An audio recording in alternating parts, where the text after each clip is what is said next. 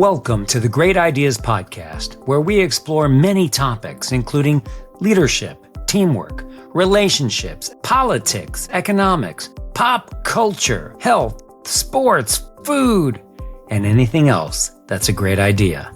I'm your host, Barry Moline. Today, we're talking with Jacobia Solomon, founder and CEO of Ignivis, a strategy and innovation firm focused on value-driven innovation and transformation within healthcare, technology, and operational platforms.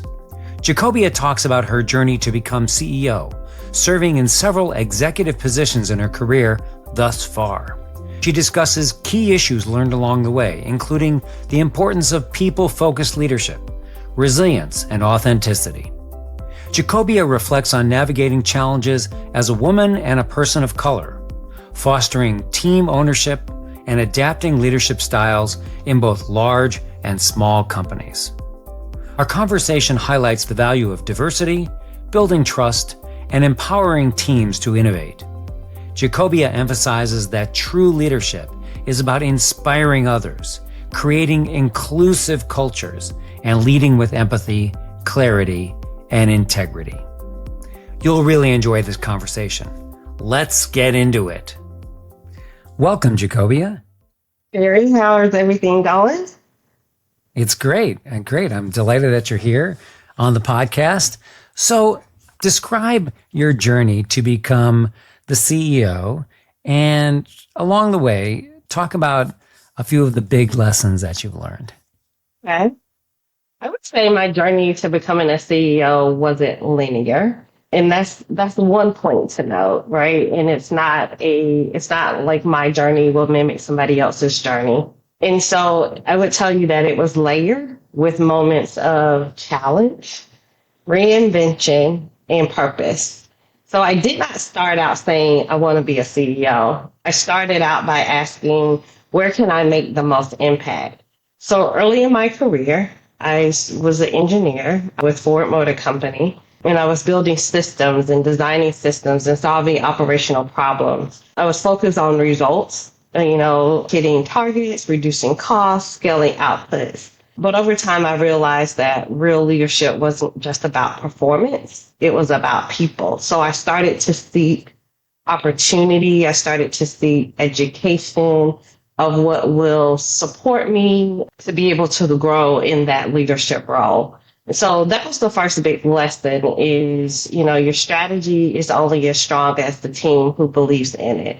And so as I moved into the executive roles, working, getting into management at Ford, then moving on to other organizations like Owens, Illinois, Newell Rubbermaid, and then eventually Mimeo. And the reason why I was kind of pausing there is because I really had to learn a different environment. Up until then, I worked for big companies, and this was a small company. Up until then, I probably wore two hats, right? You have a lot of supporting cast around you. In this role, I wore probably 4 or 5 hats. And I had to speak a different language. This was the first time I was in software. And so when people say engineers speak differently, so do software engineers. So it is a different communication style.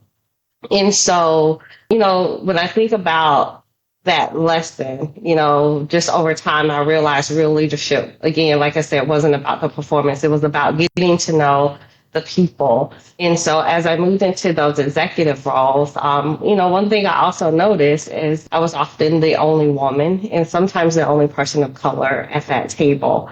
And I will tell you that reality shaped another key lesson for me. And it's really about owning your voice and having to lead with both resilience and authenticity. I learned not to conform, which was important because I would tell you, I felt a little pressure to conform because you don't want to be the oddball out, right? That's natural. And so it's about a level of maturity, 1, and 2, really knowing who you are and, your value. And so one of the most defining moments came during a major transformation effort where We were restructuring in a high performing division, and I had to make, really tough decisions. Now I'm in this executive role. There's good things, but there's also not so good things. And that's when you're restructuring, right? And so it affects people's lives, their roles, their teams, their sense of stability.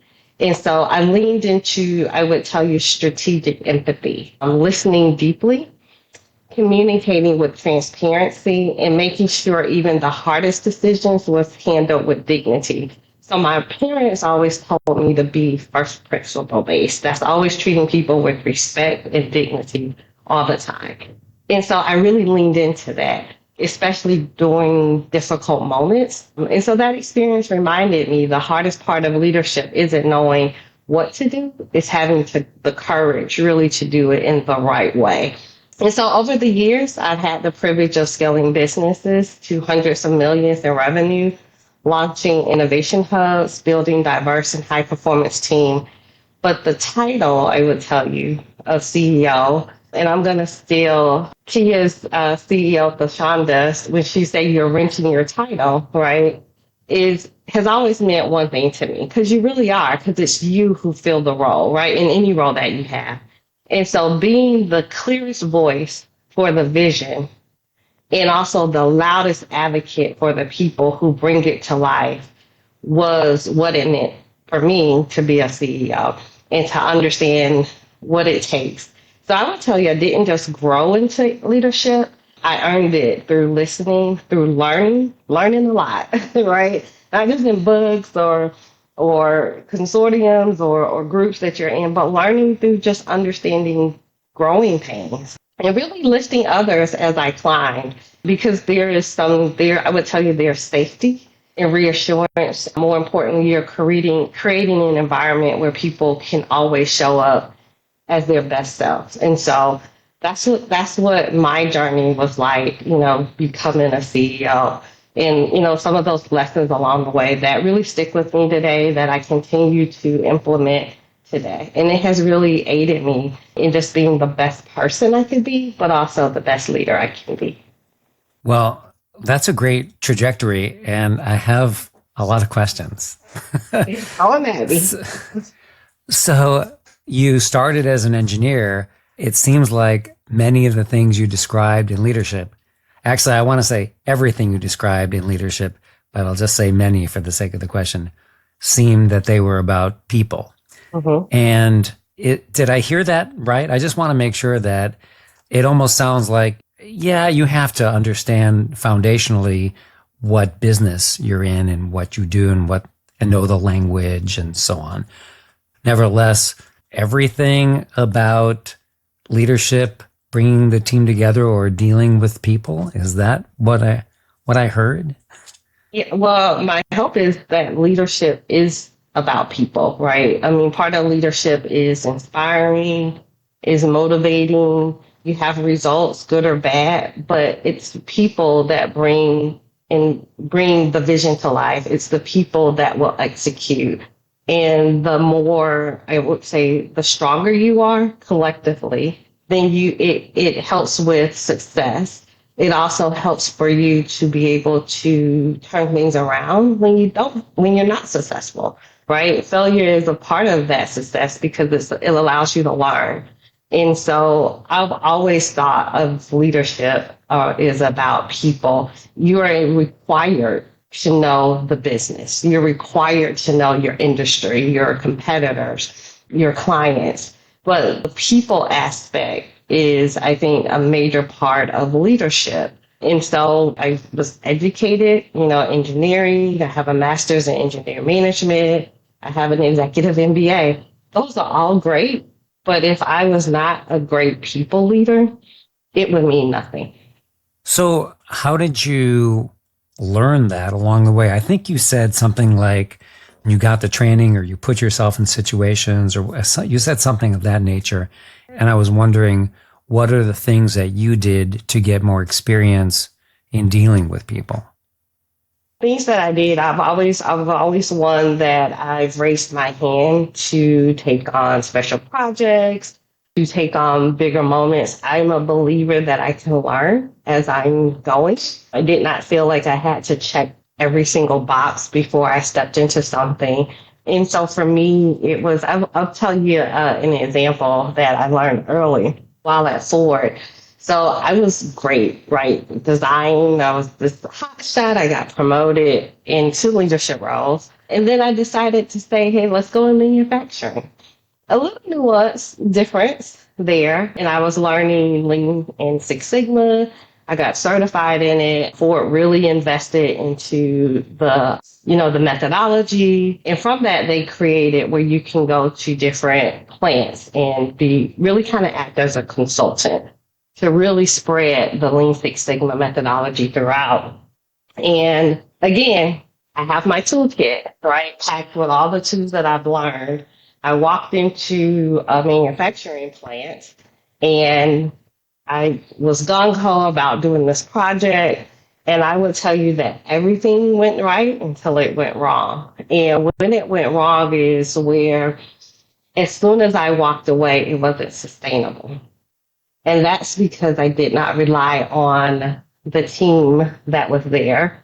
I got them excited and motivated, but they didn't buy in. And so by them buying in eventually, because I had to go back and, because you audit the project 3, 6, 9 months out, and you can see that it was not sustaining. And so I had to go back to that same team and I had to lead differently. I had to learn how to delegate. I had to learn how to educate. I had to learn how to motivate and inspire for them to really engage and buy in and really take full ownership. Because prior to that, I was the one that was taking ownership and I was carrying. But what not only, was the project not sustainable, I didn't listen as well as I should, right? I didn't lift as I climb. I didn't engage them, educate them so that they become the expert in this methodology, which was part of the goal, right? And so that was a hard lesson that sat with me. One, again, it wasn't quite the success that I wanted initially. And so it put I would say, like a little smidge on your record. So, but I had to go back and just reflect what went wrong, what could I have done differently. And so once I, came to the understanding, and I just didn't think of like those thoughts on my own, I actually went back and talked to the team and I asked them questions. And so from that moment, like I would tell you, I make other mistakes, but I will never make that mistake again because I learned from it and I really understood. And that's why I was saying that leadership is not about performance because that's what I was focused on. It was really about the people because if you focus on the people and, the performance will come just like results will come. And so it's being able to connect the people, the process, and the systems together where they work. But the people have ownership on all of it, right? They have clear understanding of responsibility, accountability, and more importantly, authority around decision making. And so that's what creates and keeps the momentum. It's so interesting that you talk about that experience you had where when you walked away, the early experience, the project was not as successful as when you were there and then you tried something different. I had a very similar experience and realized or had the same result and then realized that I needed to get the people working together on their own and moving the project forward so that it wasn't reliant on me. And my job was not necessarily the project. It was to help the people work better together. And once I focused on that, it felt worse as a facilitator, as somebody who was managing the project, but it felt better as watching a team, pass the ball better. Yeah. And, you get excited and I felt like, when wait a that minute, light bulb pass comes it to on. me.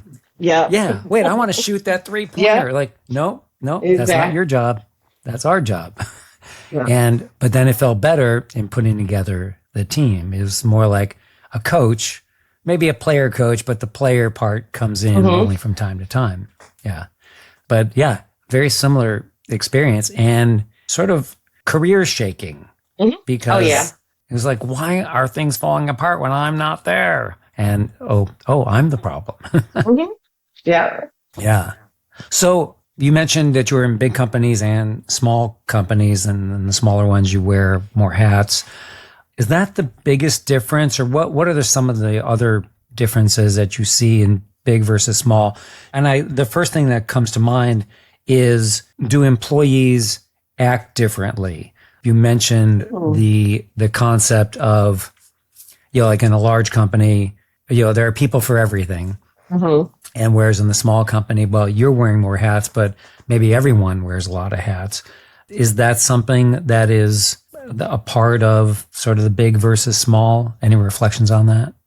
I think there's some differences, but I also don't want to just give a big company a blanket statement because I've always told people, especially when hiring individuals into a big company, to dismiss the name on the door because I wanted people that were curious. I wanted them to be okay working in ambiguity because just because a company has been around a long time, it doesn't mean that it's thought through everything. It doesn't mean that there is not an opportunity to do something different. And so you want the curiosity, you want people to not think that everything is thought about and you're just coming in and working the process. But I would say that in a smaller company, and this is just my own personal experience, in a smaller company, people seem a little bit more scrappy. Like they are willing to wear multiple hats, and they are willing to go to the end to figure it out. And that's not necessarily a good thing either because you get burnt out as well, right? So it's about how you manage it. But I think it's just a different need and just a different environment. And the motivation is slightly different. I would tell you in a big company, I've walked into organizations and you could literally ask the team to innovate anything and they were fearless. But what created that environment for them to feel that way? So you have to assume that other things were stable enough or in place enough for them to feel that they have the launching pad. So I just think different cultures create different environments and people, are different. When I think about AME and healthcare and then they acquired Stratus, which is the language service division that I was responsible for. I always said that there are kind of two cultures, right? But the main thing of why it worked so well together is that they cared about the impact collectively, but they just had a different way. Very enterprising culture, want to make sure they had established a legacy of really just having a huge reputation with healthcare. So they leveraged that a lot.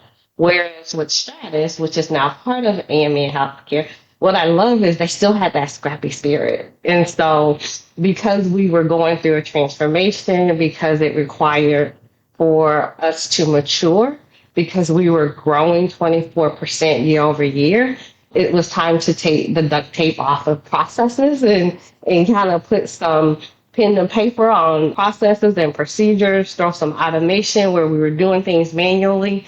And I would say they still had that scrappy mentality that they were game and they were in for it, right? And so just a little bit more open to change or more open to ambiguity around it. But both, was about how do they serve and make an impact on the patient. So I just think it's about the environment and the culture that may require differences. So even if you're in a big company, you can still create a culture Oh, where absolutely. people take ownership. Oh, absolutely. Because I'm a big extreme yeah, ownership person, and that's one of my favorite books. So it's about, making sure you've engaged, you build trust, and you have accountability. And so that's one thing when I walk into an organization, I want to understand what's everybody's responsibility, what's their level of authority, what's their level of accountability. And when you know that, but when your individual team player knows that, it makes it work well because all the decisions doesn't have to sit with you, right? They can make decisions. They understand what they are accountable for. They understand what their role requires. And so I just love it when people are entrepreneurs of their own piece because it really heightens that ownership. Yeah, that's great. So, okay, you mentioned being a woman Mm-hmm. and rising up in leadership. Have you faced any particular challenges related to gender or, how'd you respond to them? I'm really curious about that. Yeah, yes, to answer your question, but I'm also this, and I always give recognition to organizations I've been in the investments and the things that I've learned and investments they've made into me. I started out as a strong A type person, so the more I feel confident and strong self esteem based on the things that I've accomplished, really helping people, engaging people, developing people, you kind of walk in, with a little swagger. And so I would tell you that, yes, I've experienced differences, but I've always, and I've tried to really kind of look at it, from a bigger perspective, because more importantly, I knew who I was, I knew my worth and my value. But I would tell you, like, especially in early in my career, again, often the only woman, the only person of color, especially in engineering rooms at first. And then as I elevated in leadership, it was the case in board meetings. And so one defining moment, and this is like, I was a VP of engineering and doing a client engagement where I was leading a major initiative. And I had the leader of the client, the CEO of the client, that was repeatedly just deferred to my male team member as a decision maker and never really acknowledged me in the room, even if we did intros.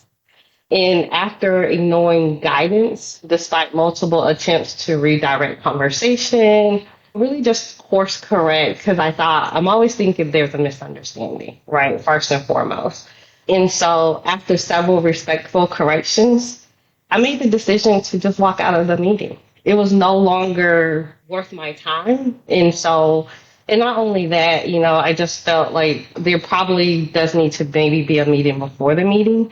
And so I just followed up later to reinforce both the expectation of the partnership, but more importantly, the importance of mutual respect. And it was uncomfortable because I was literally sitting, because again, major initiative, client, and I was really just disturbed about what was going on. And so it was very uncomfortable. But I felt like if I had not didn't do it, like had I not done anything in that moment, it was going to continue. And neither one, and it made my male counterpart, who is actually one of my directors, feel uncomfortable. So none of us would show up at our best, right? So it was important to just send a message by doing something probably as drastic as walking out. But that experience taught me that presence without recognition isn't enough.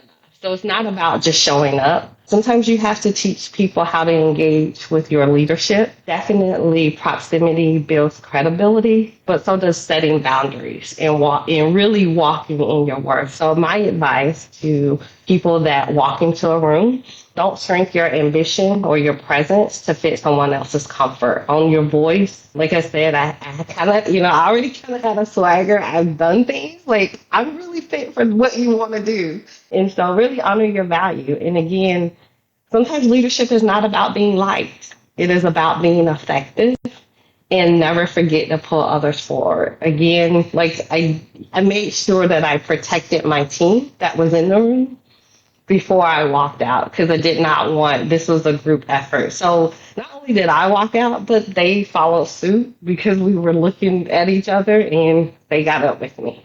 So it was a show of support. It was a show of what we value as an organization. But more importantly, it gave us an opportunity to redirect and course correct so that we can have a positive outcome at the end. Yeah, and that's good advice, to own your voice and understand your capabilities, your confidence, and if, however we summarize that, if you're being dissed in some way, it's like, this is not working out. Let's reset. We're out. Yeah. And we'll try again when we establish the rules differently. whatever that is. But still, that is great advice. Well, and you also mentioned sometimes being the only person of color, and how has that impacted your experience and your rise in leadership? So it's the same. I unfortunately don't get one without the other because it's so. But I would tell you that for me as a leader, I think there may be assumptions, and so it can, and so this goes back to owning your voice, and also the proximity piece of it is to always fully be engaged, like always raise your visibility, speak up, and more importantly, because when you don't, and reach out, because when you don't, people assume that you know or you're not interested, and so at first it was a little lonely because you don't have people that you can just like talk to and they get it. But when you've established a rapport with individuals, and that's the part where you're engaging, that you are taking time out to do relationship building pieces of, just stopping by and having conversation and really just getting to know your colleagues, your leaders, and really, and not for work, just personally as a human being. And then, as they become to know you, it helped for me to limit that lonely feeling because I've established a relationship and I can go bounce or we can like laugh at something without saying something because we have established a connection. And so it was just, it's something that you have to, I think, work at is finding that commonality and build on it. And so that's what I worked on just because I wanted to not be a unicorn for the wrong reasons. And so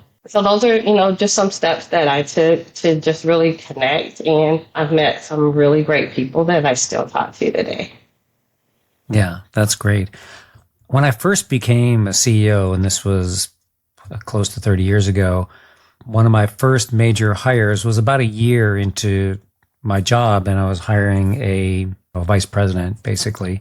And the woman we hired was a person of color, and I really didn't think twice about it. It was just she was the best person for the job.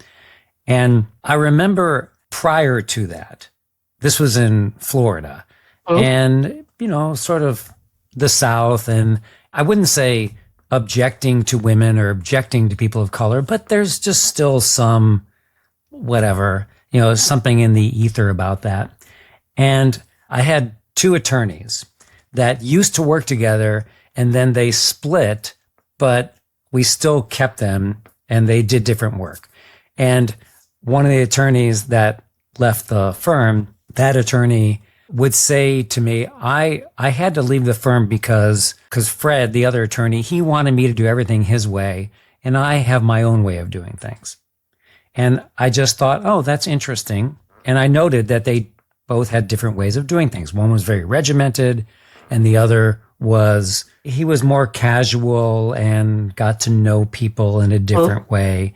It wasn't as forceful, but when it came down to it, he had a good relationship. So they just did things differently. And then when I hired Cheryl, I noticed that she did things differently from the previous vice president who had retired. And that's different from how I might handle it. Either, she was doing things, as a woman might or as a person of color might. And me being a white male, I was fascinated to watch her. And as a result of just letting her do it her way, like one of the attorneys, right? Let me do it my way, of just letting her do it her way. Of course, we collaborated on things, but still she went out and made her own relationships and developed her own ways to motivate people. She brought in so many other people into our organization, and people that I could have never connected with. Clients that I could have never connected with, other employees that I would have never connected with. And I thought, oh, I'm just a normal person. And, but no, I could not even see. I was just in my lane and I couldn't see anywhere else. I thought my lane was the only lane. And then she just opened up the horizon, to 180 degrees and was like, wow, there's a lot more. There's a lot of other things that I'm missing. And thank goodness she's doing it her way. And of course, foundationally, everything was getting done. And it just, it was like letting 1,000 flowers bloom, or just letting the process of what we did. It just brought in, I'm not being as specific. I'm being kind of vague. It was just recognizing that there's more than one way to do things, more than, I should say, my way of doing things, and just like letting it go. And that turned out to be a great thing. And I wish I could describe it as a rule, like, oh, it's always going to work like this. Mm-hmm. No, it was just a good thing. It was good strategically. It was good strategically to have people of different genders in the organization, people of different races in the organization, and people brought so many other ideas to the table when we were talking strategy and ways of thinking that I would never have thought of. So that's what ultimately I learned, was let the process happen. Bring in I love the it. team. Yeah. Yeah, when you say, like, if you think about it, right, if you think about the leadership aspect of it, first of all, recognizing and understanding that with each person comes a community. So you're not just engaging or touching an individual, you're touching a community, because they're connected to family and to friends and to people in a community. That could be potentially your next client, your next supplier, whatever it is, or your next employee. But like, if we thought about, if we let every individual that we brought in, right, and let the flowers bloom, what impact really could that have? And that's the piece that, when people talk about diversity, equity, and inclusion, that's what it's about. It's about touching a community through one person, and one person at a time, but also letting the flowers bloom. So you can't bring that person in and then put guardrails around it, because you're really not going to get what you want.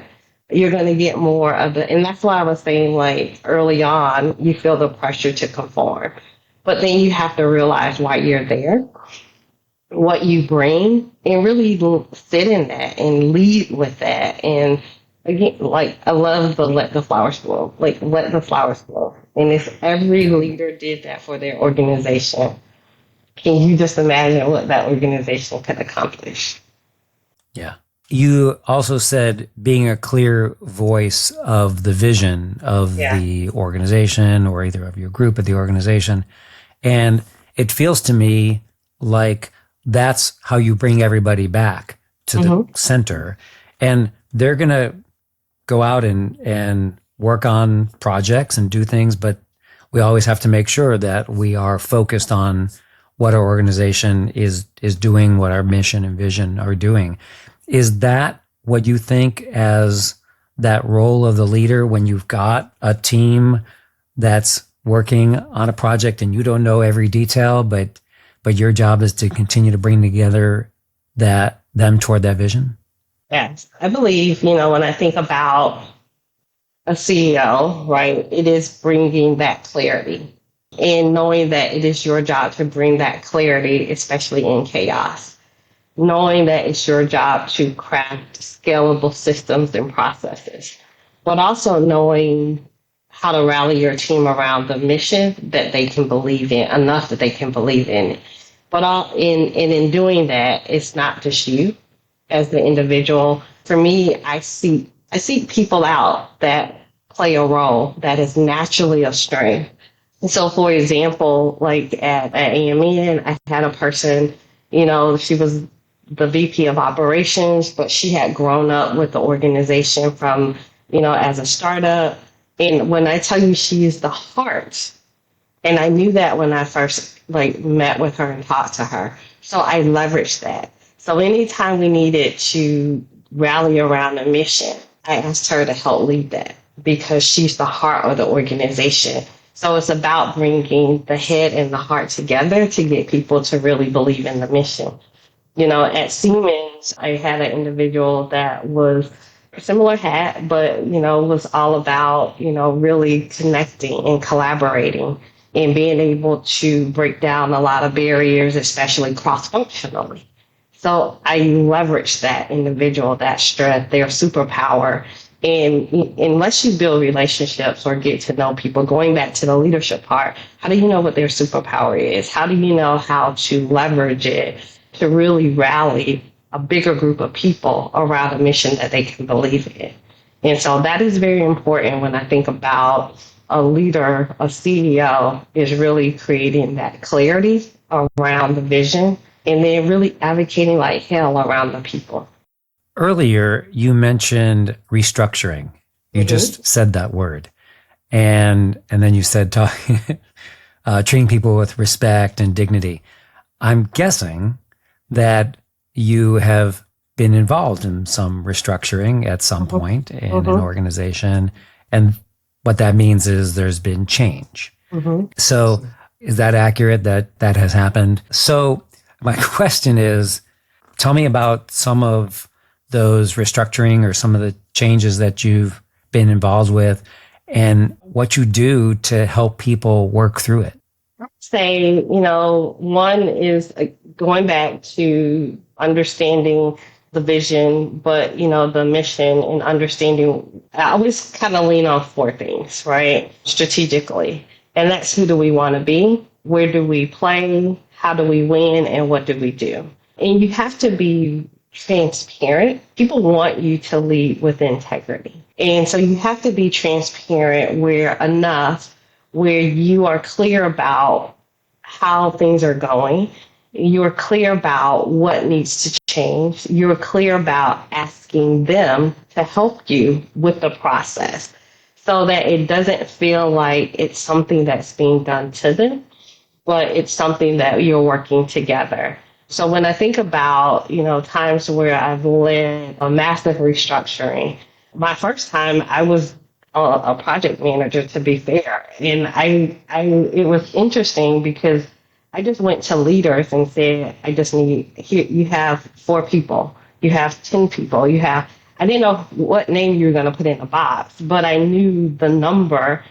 And I just knew that I'm impacting something. And so at that time, I did not bear the weight of naming who's going to be in the box. And over time, that changed where I was that person. And so when you are in a restructuring, people are anxious. Decisions are definitely being made quickly. And sometimes communication could break down. So I think it's important for me, again, I go back to clarity, empathy, and direction. So it's about pulling together cross-functional groups of people, making sure that we have again, I go back to transparency. So making sure you have open channels of communication and you advocate it for the people really on the front line. So if you're in manufacturing, that's your manufacturing workers. On healthcare, that's your clinician. And for us at the time, that was our interpreters. So you have to give them context, but you also have to create a safe space to listen to their concerns. And you help translate that chaos, there's the clarity part, into coordinated action. So it's not about really saving the day. It's really about how you show up with steadiness because people are watching you, right? It's about how you show up with humility and then conviction when it matters. And so those are the things I think about when I'm in that space. And so you realize that leadership isn't about power.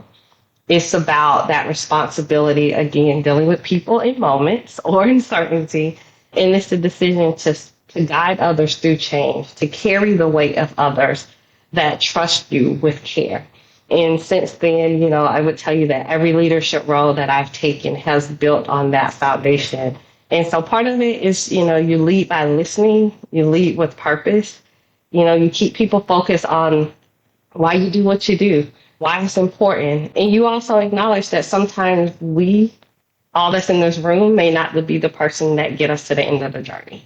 And so you lead, especially when it's hard. And that's what leadership is like. You show up when it matters the most. Yeah, that's great, especially having that experience and getting through some difficult changes. Mm-hmm. So good for you for pulling people through that. All right, so you've described a lot of big responsibility stuff. let's talk a little lighter here. What do you do outside of work to clear your mind and recharge? What do I do outside of work? Oh, yes, on work. So there's down, I would say down moments where I just walk. Sometimes I walk in the mornings, assuming it's not 100 degrees, without really devices and no distractions. And it's about connecting with nature for me. I was born and raised in Florida, so I'm a sun girl, I'm a water girl. So like just feeling the breeze on my skin, the sun on my skin, hearing birds. For me, it's just the movement of what's going on, but also how do you create that stillness? And a lot of times it's where I have quiet space, not just around me, but in my head. And when I have that, I'm able to solve like problems, things I just couldn't get around because sometimes I overthink it, right? If I'm being honest. Or sometimes I add too many things, too many layers on it. And sometimes it's just as simple as what it is. And without even trying, it just pops in because I have quiet time, I have quiet space. But it really allows me to really connect with what matters. I would tell you that I love laughter because sometimes, like in these hard moments that we've talked about a little bit, it has been a big part of just the humor aspect to be able to laugh at myself, ourselves, but it keeps me grounded. Things Stuff happens. It's just how you recover and you get over it and you keep moving and you move now with more direction, more purpose, more guidance, and a little bit more smarter. So it just really helps me to connect. So that's what I do outside of work, is just to really kind of help me clear my mind. Yeah, that's great. That really does. It's sort of looking at being present, looking at what's around you, and then letting the thoughts flow and then see where they take you. Sometimes it may just take you to a bird, and sometimes it may take you to solving a problem. Yeah, that's awesome. Yeah. So wrapping things up, I have some questions about advice. And one is, what's some good advice that you've received in your life? Yeah, I had this manager who's a director of finance over the PMO. And he used to always, and it was funny because he led with humor, but he also led with structure. So everything he was going to tell us or teach us or show us, we always had research before, like a study. And so and that was his basis of going through it. And he used to have us come into a room, and we used to have to talk about, the projects we were working on. So we had A projects, B projects, and C projects, and talk about those projects that we're working on. And the A projects, of course, are big multi-million-dollar projects. They are across 2 or 3 divisions at the time. This was when I was at Newell Rubbermaid. And, the B and the C, they get a little bit smaller, so you don't have a lot. But he's talking about how you're doing. And we finished one day, and this is probably, I want to say probably within my first year. He said, don't confuse activity with impact. And so I would tell you that early in my career, I'm a person that was known to, excuse my French, get shit done. But I was praised for being, and so that meant it felt like I was being busy, like I was productive. But he asked me a question, and he said, are you moving the needle or are you just moving fast? And so that stuck with me. And so as a leader and eventually as a CEO, I now ask my teams, are we measuring what matters? Because productivity or busy doesn't build legacy, purpose does.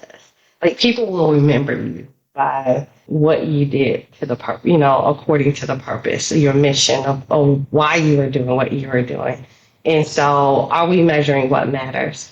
But by him asking, when he said it, don't confuse activity with impact, I was like, huh.